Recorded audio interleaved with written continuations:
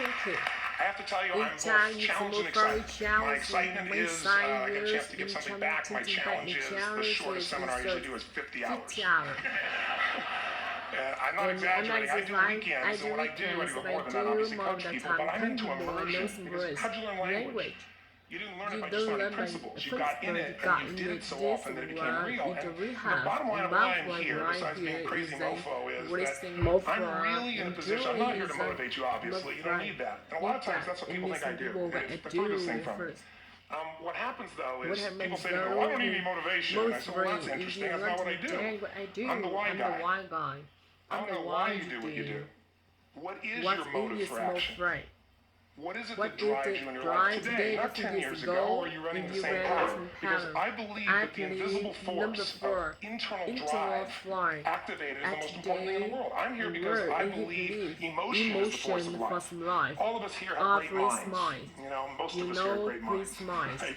I don't know if I'm in the category, but we all know how to think. With our minds, we can rationalize anything, we can make anything happen. We can, I agree with what was described a few days ago, about this idea that people work in their self-interest, but we all know that that's bullshit at times.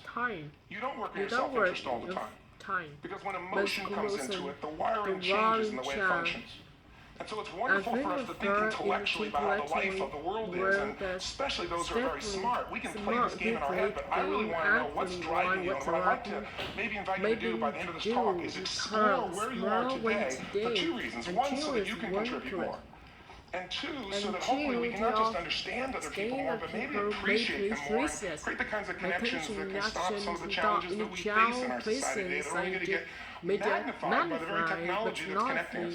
Because it's making us intersect. And that intersection doesn't always create the view of everybody now understands everybody and everybody appreciates everybody.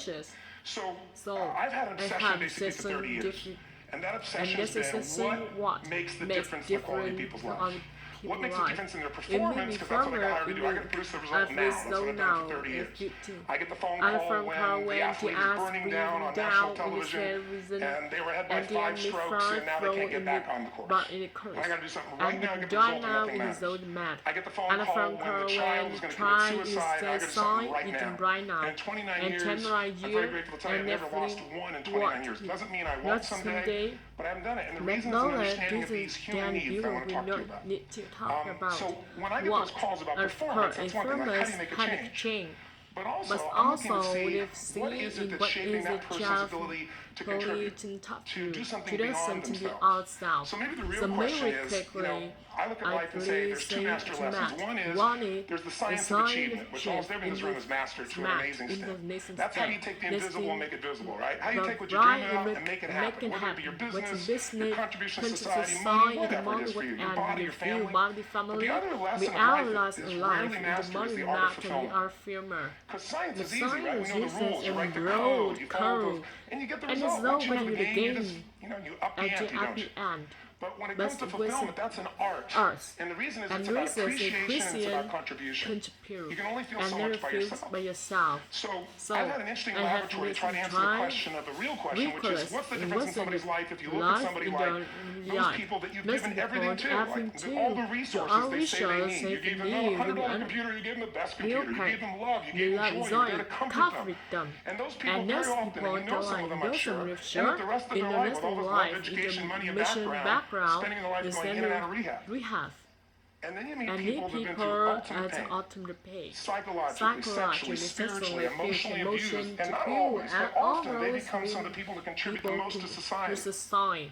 So the question we got to ask ourselves really is, what is it? What is it that shapes us? And we live in a therapy culture. Most of us don't do that, but the culture is therapy culture. And what I mean by that is the mindset that we are past. And everybody in this room, you wouldn't be in this room if you bought that theory, but most of society thinks biography is destiny. The past equals the future. And of course it does if you live there. But what people in this room know, and what we have to remind ourselves of, is you can know something intellectually, you can know what to do, and then not use it, not apply it. So really what we got to remind ourselves is decision is the ultimate power. That's what it really is. Now when you ask people, you know, have you failed to achieve something? How many have ever failed to achieve something significant in your life? Say, Thanks for the interaction on a high level there.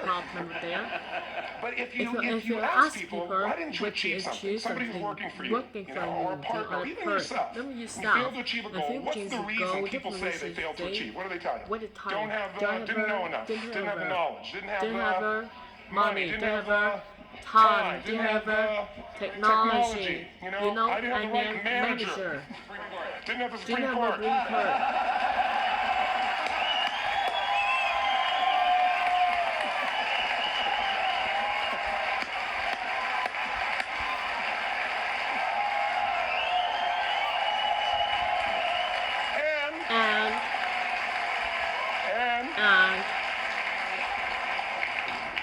What's all your Supreme Court have in common? They are claim to you missing resources.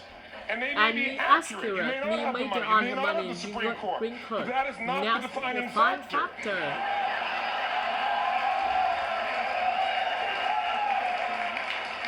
And you correct me if I'm wrong. The defining factor is never resources, it's resourcefulness. And what I mean specifically, rather than just some phrase, is if you have emotion, human emotion, something that I experienced from you day before yesterday at a level that is as profound as I've ever experienced, and if you communicated with that emotion, I believe you would have beat his ass and won.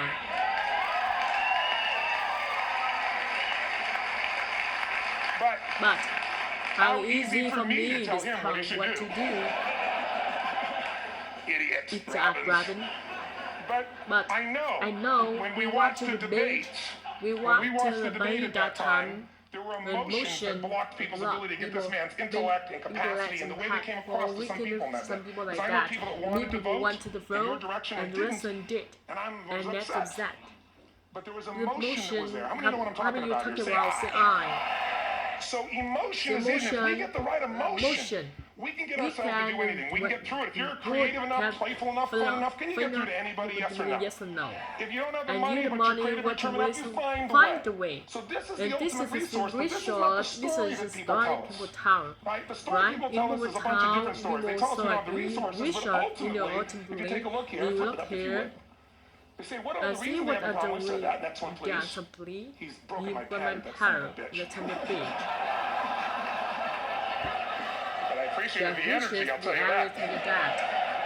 What determines your resources? We said decision-shaped destiny, which is my focus here. If decision-shaped destiny, what determines it is three decisions. What are you going to focus on? Right now, you have to decide what you're going to focus on. In this second, consciously or unconsciously, the minute you decide to focus on something, you've got to give it a meaning. And whatever that meaning is produces emotion. Is this the end or the beginning? Is God punishing me or rewarding me, or is this the roll of the dice? And emotion then creates what we're going to do, or the action.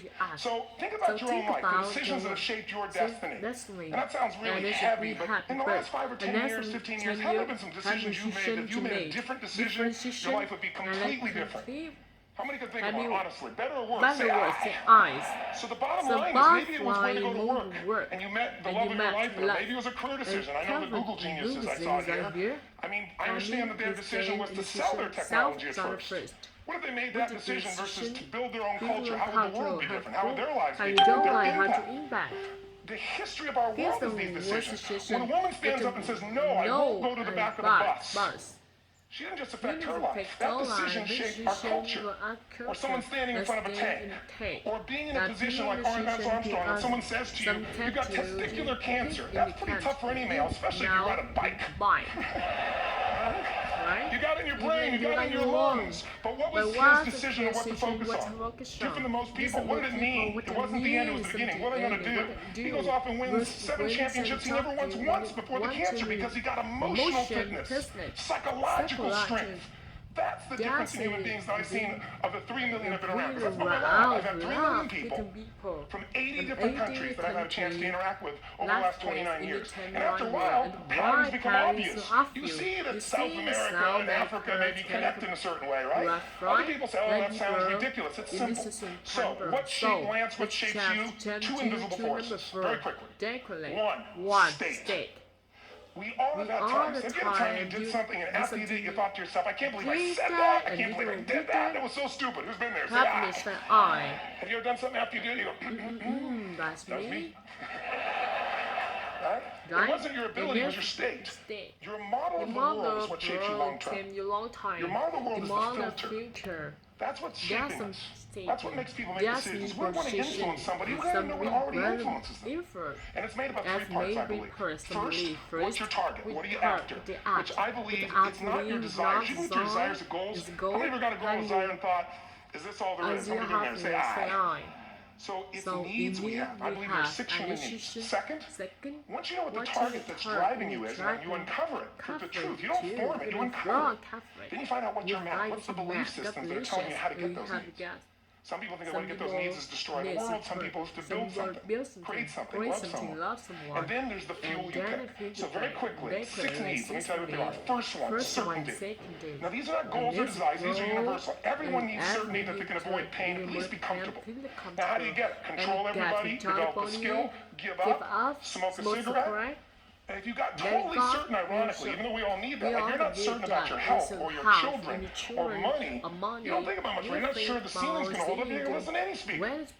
But while we go for certainty differently, if we get total certainty, we get what? What do you feel if you're certain? You know what's going to happen, when it's going to happen, how it's going to happen. What would you feel? Bored out of your mind. So God, in her infinite wisdom, gave us a second human need, which is uncertainty. We need variety. We need surprise. How many of you love surprises? Say I.